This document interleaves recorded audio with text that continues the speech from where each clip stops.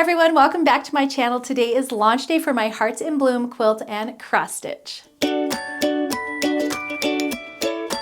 So I only have a couple of Valentine's-y quilts in my arsenal. I have my Happy Granny, which I made in memory of my husband's grandma. She was always the happiest of grandmas. It has cute little heart features plus kind of giant X's for like the X and O vibe. That one is super beginner friendly. I also have my Sweethearts quilt, which is still beginner friendly, but it's a lot of smaller pieces. That one's Jelly Roll and Mini Charm Pack friendly, but I wanted to add another Valentine's quilt to my collection this year. So in Christmas of 2022, I released Franny's Tree Farm. This was one of my favorite quilts to make. It actually comes together really quickly. It's adorable and the layout was a lot of fun. And so when I made this, I knew going forward that I was going to be doing this in more seasons. And so this year I am releasing Hearts in Bloom. It was based off of Franny's Tree Farm. I will be doing other seasons using this similar layout. So look forward to those coming soon, but today is Hearts in Bloom. And you can see a couple of my test blocks over here on the wall behind me. The Hearts in Bloom quilt features cute little, again, patchworky looking houses. These are Jelly Roll friendly. It also features some little heart blocks that look like they're blooming or growing like flowers. I thought that was such a cute idea. Of course, I had to add some mini hearts in our sashing, and then I also did larger hearts up in those four corners to bring it all together as well. The fabric line I'm using for this quilt is called I Love Us. This is by Riley Blake Designs, and it has a ton of fun reds, pinks, and low volumes in there, all really cute. This heart print was one of my favorites. It's absolutely adorable.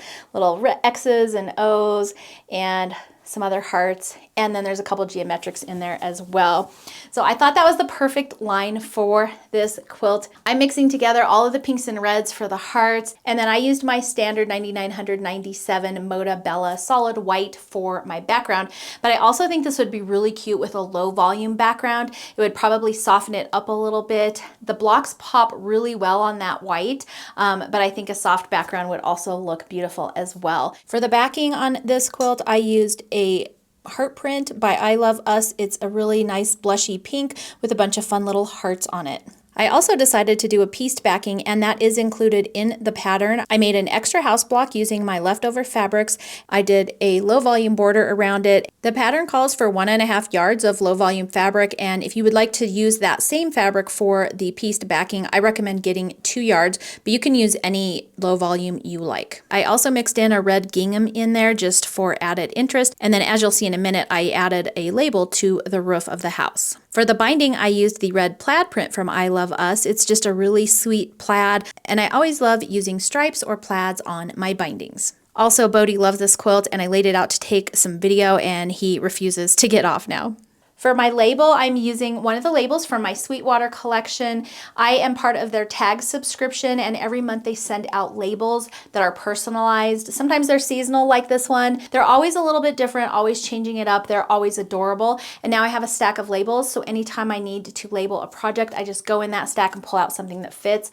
Like the Franny's Tree Farm, this quilt also finishes at 75 by 75, and I tried to do a little bit more of a unique border on this. Instead of just doing square borders where you're just adding another larger border as you go, I just wanted to mix it up a little bit. I wanted to make it match Franny's Tree Farm. So there is a heart, a larger heart in all four corners, and then the borders have a thin line border that extends past where it normally would, if that makes sense. So it goes up into that outer border and frames those hearts. And then for that wider low volume print, I'm using this little ice cream cone fabric. This was also from that line as well, and it's a cute low volume, but it also adds some extra dimension and fun to that outer border. Like I mentioned, the houses in this quilt are Jelly Roll friendly, so that makes it a lot of fun. The larger hearts are not Jelly Roll friendly. You do need some yardage for those just because they're a little bit wider than 2.5-inch strips, but you could definitely use some Jelly Roll strips for the house.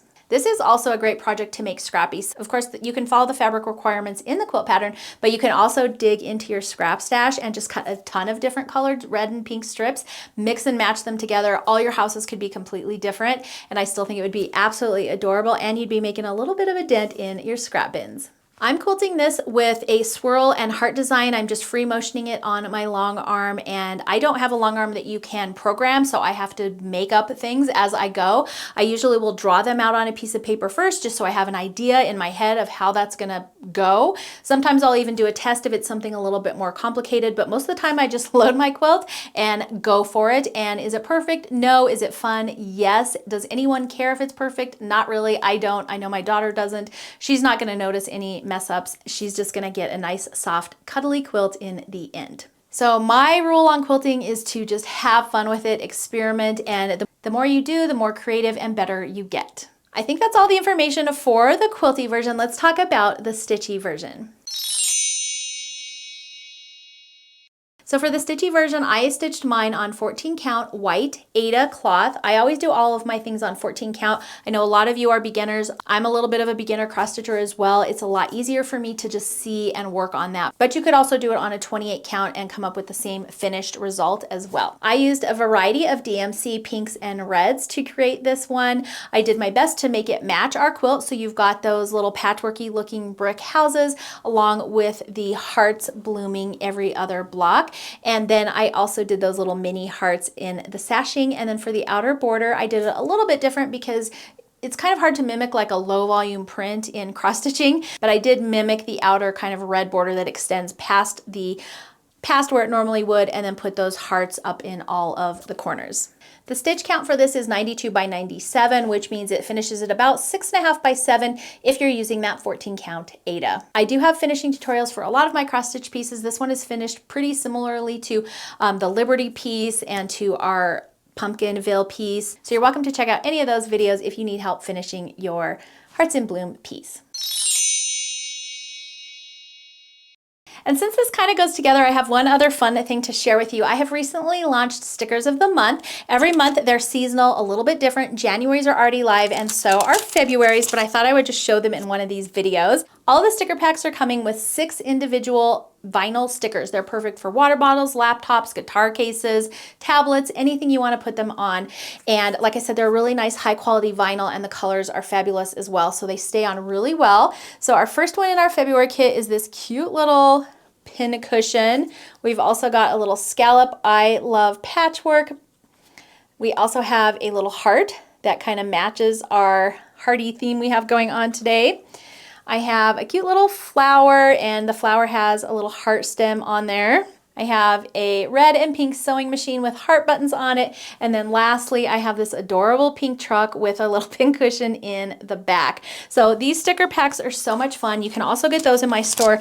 The sticker packs are actually going to stay live, hopefully for at least this whole year. So you'll be able to get January sticker packs in any other month. So we're going to have these in stock. So hopefully they won't be running out. We'll order more if they do, and you'll still be able to get these. So the January and February's are live in the store right now, and you can get your hands on those. Each of them are going to feature one of the little trucks, either that backed up truck I just showed you or my regular vintage truck, and then they'll be seasonal and just lots of fun and cute. But I thought this went really well with our heart release today, so I wanted to share that with you in today's video. So that's going to be it for today's video. I hope you enjoyed it. If you did, please make sure to subscribe to my channel. You can also hit that notification bell so you don't miss out on any upcoming fun. Thank you so much for hanging out with me today. I hope you enjoyed Hearts in Bloom, and I will see you in the next video.